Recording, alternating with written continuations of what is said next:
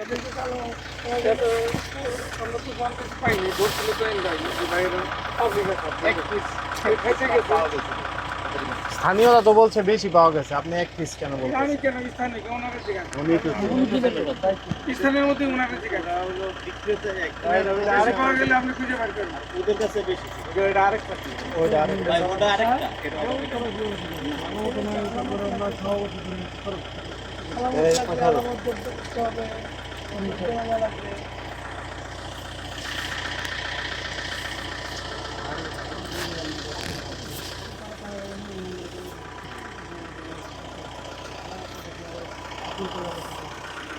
কিন্তু ওরা স্বীকার করতে হবে, খাওয়াই দেখছে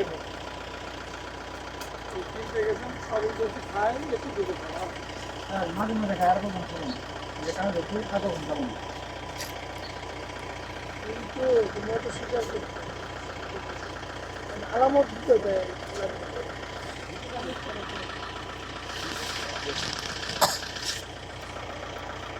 সময় লাগবে না, আপনি করলে আমরা শুধু না বলছে খাই পাবলিক করছে আর বলাই আপনি ধরছে এবং স্বীকার মানে চালান করা দেন, সমস্যা কি আপনারা সেগুলো মামলা দেওয়ার কোনো চালান করে দেন। আলামত ছাড়া আপনার আলামত ছাড়া আমরা আপিল করলে পরে আমরা জবাব দিব। আপনার এগুলো মামলায় সুযোগ নাই। আমার কাছে প্রমাণ নাই, এখন আমার প্রমাণ ছাড়া দিলে তো আমরা বিপদে পড়বো। কিন্তু এখন এই অপরাধীদের ক্ষেত্রে আসলে মানে আইন আরেকটু মনে হয় শিথিল করা দরকার যে কোনো ভাবে, যে যারা পাবলিক এখন দৌড়বে, কারণ এরাই কিন্তু মূলত ছড়ায় ছিটায় দেয়। এরা খায় আবার সঙ্গীয় ইয়া বাড়া। আলামতটা ইম্পর্টেন্ট। মোবাইল কোডের ক্ষেত্রে আমরা যেহেতু মোবাইল কোড করি আলামত ছাড়া